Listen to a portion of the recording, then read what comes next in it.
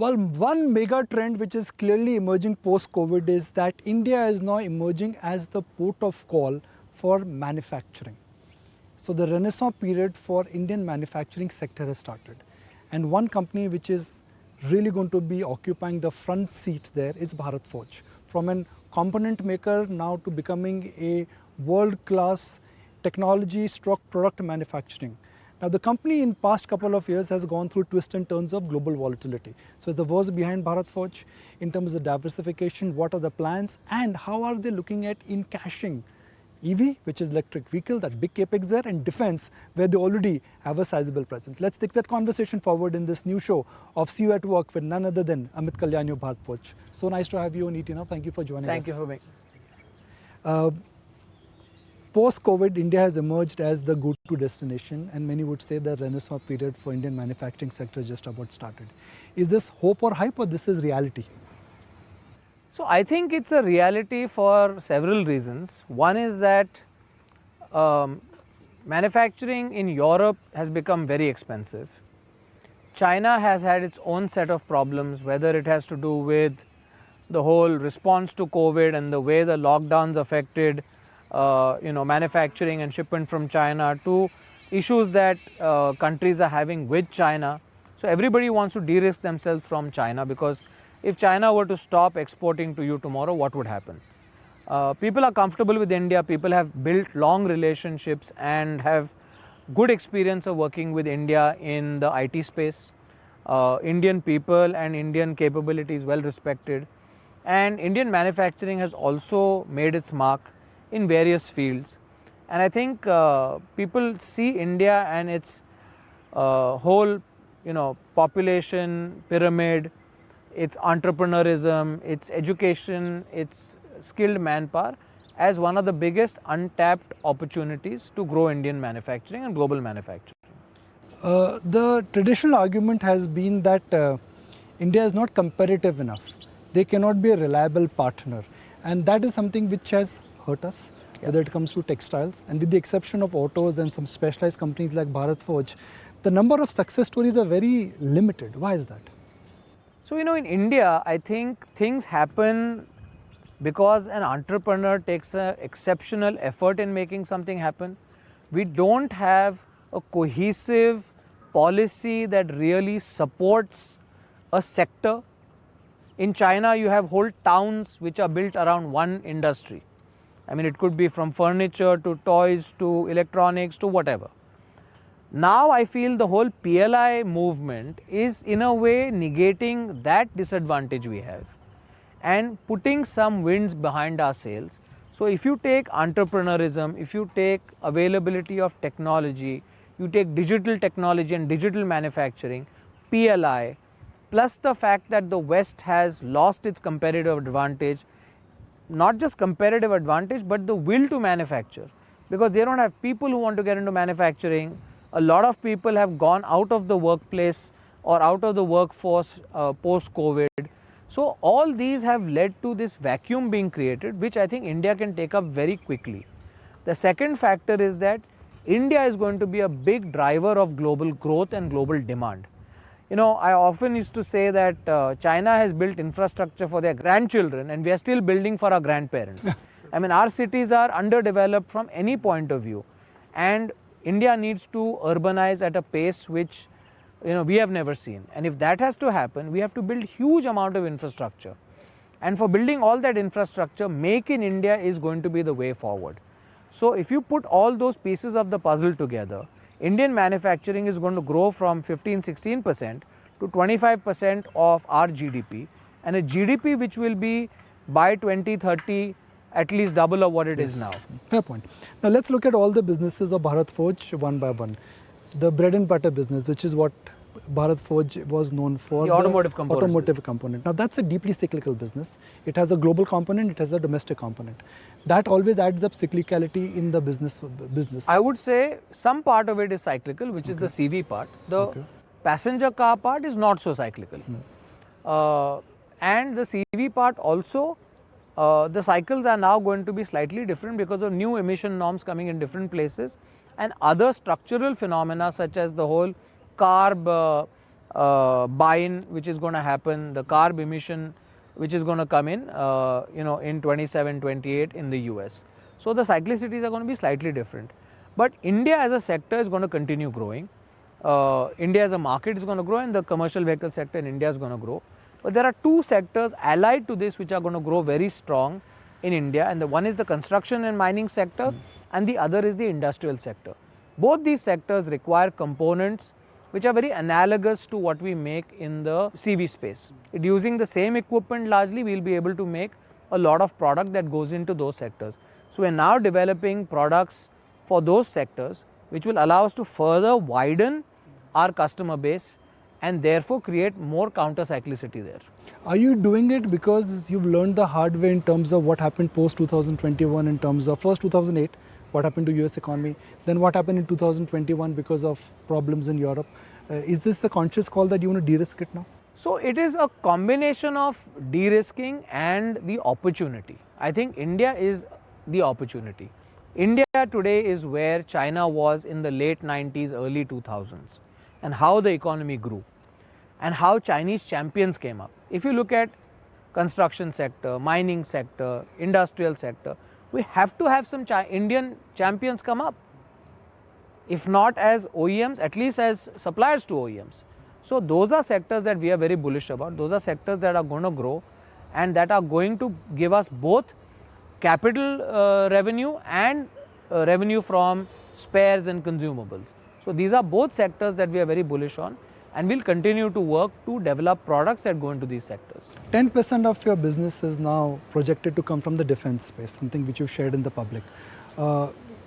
Is that an exciting business? Or very exciting business. So that is a business which is very engineering intensive, very manufacturing oriented, and it requires deep metallurgical knowledge, deep knowledge of systems and system of systems. So we have graduated from making components not just to system but a system of systems. So that is like 2 leaps ahead, and these system of systems need electronics, embedded systems, software, sensors, closed loop control systems, and all this being managed in a very high stressed and demanding environment.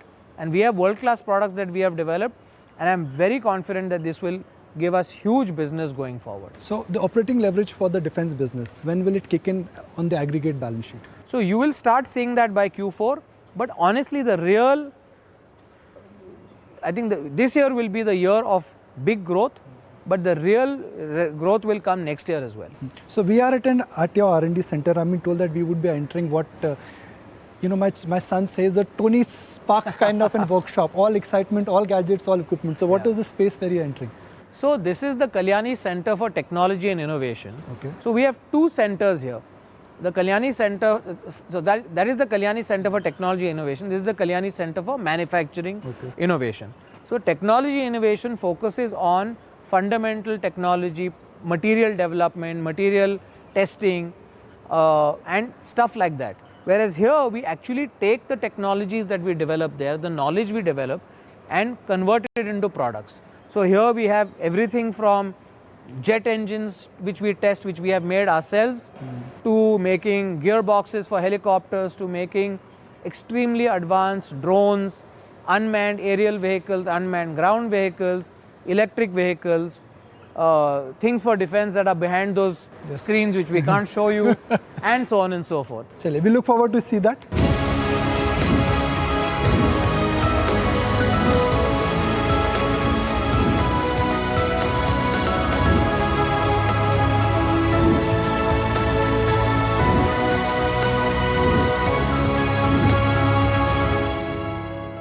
Mr. Kalyani, what is this? So this is an unmanned ground vehicle that we built. Okay. It is electric plus engine operated. So the engine can charge the battery. So it can work in fully silent mode, or it can use the engine to charge the battery and increase the range. And it is fully amphibious, so it can even go through water. Wow. So basically we built this for patrolling sensitive facilities. Like during Pulwama, how people infiltrated our base and attacked. You can put a remote control weapon station on this. You can put a tranquilizer gun on it. You can do anything you want with it. And these can work as a swarm. So there are 2-3 of them that can work together to pin people. You can work with the small one and the big one together. So this thing is a 6x6. This one is a 4x4. This has a hybrid electric drive, which means it has a engine and a battery, but the drive is by electric motor, so it can run in fully silent mode. It can go up to about 20 kilometers an hour, and it can climb 30 degrees. It's got silent capability of about 6 to 8 hours and almost 12 hours in hybrid mode. And it can go through water as well. It runs off of remote control. It has a large range, some 8-10 kilometers, and it's got a full IR sensor and camera on top, so you can see in day and night, plus you can do thermal imaging. And if you were to mount any kind of payload on it, you can even put a stretcher on it if you want to, bring someone who's injured or whatever. You can carry some cargo. You can, it's a multi-purpose use vehicle. Basically, where you have to do patrolling and it may be hazardous and you don't want to risk the life of someone, this can do patrolling in a dumb manner or in an intelligent manner. And it can also be connected by link to a drone, which will give an overhead picture, and that drone and this together can work to find someone and triangulate and pin them down, incapacitate them, or do whatever else is needed. So if you take the clock back and if one looks at the construct of Bharat Forge, there was a time it was 100% automotive. Then came the engineering and industrial business, and now it's defense, it's EV and large industrial world, if I may use so. So Bharat Forge of 2025 and 2028 and 2023, how will the migration change? So Bharat Forge of 23, defense was still a business that was going from incubation into production. EV is still being incubated. Aerospace is still being incubated. Industrial is growing, and we've added a bolt-on acquisition. In 25, defense will have reached some amount of maturity. It will be profit making for you? Oh, absolutely. Defense will be profitable this year. Okay. And I would say very profitable. Okay. So it will not be dilutive to our profits. Okay. EV will, aerospace is also growing. Aerospace has grown almost 100% all over last year to this year. It will continue to grow. We have a large pipeline, also very profitable. EV by 25 will become, go from incubation to revenue and should be profitable. By 28, I think defense will have matured. It will have become a serious business with 2 or 3 verticals within it. And each one with its own growth opportunities and global growth opportunities. I mean, if you look at a defense business today, we have we have an order book of over 2,000 crores, and that's all exports. So all the vehicles are meant for exports? No, this is still a proto stage. Okay. What we have in the other plant are what we are already exporting, which are our guns and our mounted guns and vehicles. Then aerospace will be a high growth business. EV will have matured, and by 2030 I think all these will have matured and will be in a stage where there will be a platform business. That a platform business then becomes a business which can start growing on its own, even start doing M&A of its own, or consolidation within India of its own, and further products and geographies, etc. So then the geographical breakup, what markets are obsessed with every month, Class A truck ka sales ka number kitna hai? That's a number which we look at. But honestly, Class 8 as a percentage of our revenue is less than 15%. And if the migration to EV, defense and aerospace continues, by 2027-28 it will be less than 10%. The same products will become far less than 10%. Okay. One number which markets and shareholders always look at is ROS. Yeah. Your ROS has fluctuated in last couple of years. Is that largely because of investments? It is because of investments. And please understand, it took 12 years for us to incubate our defense business. It will take less than that for our EV business. It has taken less than that for industrial. Our overseas businesses have taken longer because nobody could anticipate COVID and what it has done. But our ROC targets are well in excess of 20%. And I'm confident that by 2025 we will be well in excess of 20%. 22-23% or so. So does that also means that you're assuming your global business will come back? It has to It will normalize. come back. Of course, it will come back. Our European business will be profitable this year, and our US business will, head towards profitability by the end of this year, and by next year that also should be profitable. So what Bharat Forge has achieved in last 5 years, you're likely to achieve that in next 2 years. I hope so. Because for you, all your businesses now are filing full cylinders. You're ready. Capex is done, and now it's really operating. Capex is done, but we also need to do more capex, as we announced in the on our last quarterly results call. numbers. Yes. We'll invest slightly over 1,000 crores in the next 24 months or so in both our conventional business, in EV, in aerospace, and in industrial. What are you doing to increase the moat around your business? Good companies always focus on that. How can they make the company more distinctive? So we are increasing our moat by doing 3 things. One is, in our existing business, we will become the last man standing, which means the highest quality, the highest capability of engineering, most competitive cost-wise, and unmatched financial strength. In new areas, we will be lean, mean, and hungry, and we will use technology to drive our business, and we will continuously reduce cost, and we will use technology to reduce cost. And we have an amazing technology platform that we have in place now, which is going to help us increase our productivity quite dramatically while reducing cost. So that is what we will do to reduce to increase our moat. And the last thing you have to do to increase your moat is increase your customer affinity or your customer relationship, and that has to be through engagement, bringing value to your customer, and that is something we do through technology, and that's what we do in this building and the next building. The fact that you are increasing into and spreading yourself into new areas, that means more customer interaction. Yes. More deep understanding of supply chain. Yes. More and more agility to adapt. Yes. And more reliability of the customer on your business. Yes. There are too many wheels within wheels. Yes. I know you're in the wheels business. You have to keep on managing the mechanics there. But this is business strategy which has to change optically and very strongly for you. Yes. So we have clearly recognized this and brought in a lot of high quality management at the vertical level to look after each one of these aspects, because you can't run it as one monolithic business. You have to run them as 5 separate businesses reporting into one. Yes. And also using fungible assets within each other. Will Bharat Forge eventually be a holding company where some of the subsidiaries could list? I mean, I would never call it a holding company, but Bharat Forge will be a company that will create a lot of new companies within it. But for the Kalyani Group, there are some companies which are listed outside Bharat Forge. Yes. The fact that you're focusing right now on the engineering prowess, and those are small subsidiaries and small businesses for you, does it make commercial sense for you to list them, or even regulatory sense for you to continue to list them? Like a steel business? Yes. It's historically been listed, it's 50 years old. In our country, things that happen once become very difficult to undo. One AGM every year, couple of board meetings every year, more paperwork for you. That's okay, Not but the they are good focus area for businesses. you. But they are good businesses, and those businesses will also grow. We will also grow those businesses to keep. Please understand, those businesses are a very big strength to us. Okay.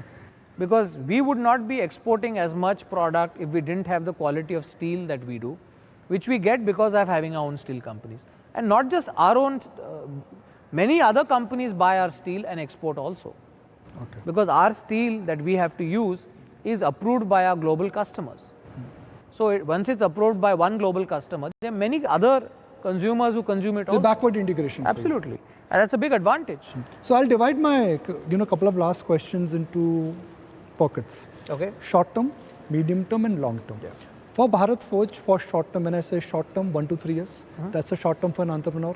3 to 5 is medium term, and 5 year plus is vision. So for the short term, what is the opportunity? What is the challenge? For the short term, very clearly is turn around our global businesses, grow them, maximize the growth of our defense business, grow our acquired industrial businesses, continue growing our aerospace business with whatever capexes we already have done, and continue growing our component business. Okay. That should give us a 15% plus CAGR. That is what we expect. Sometimes it will be higher, sometimes it will be lower, but that's what we expect.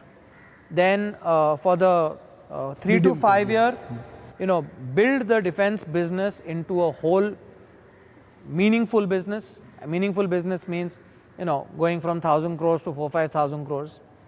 Industrial from, 2,500 to again 4-5,000 crores.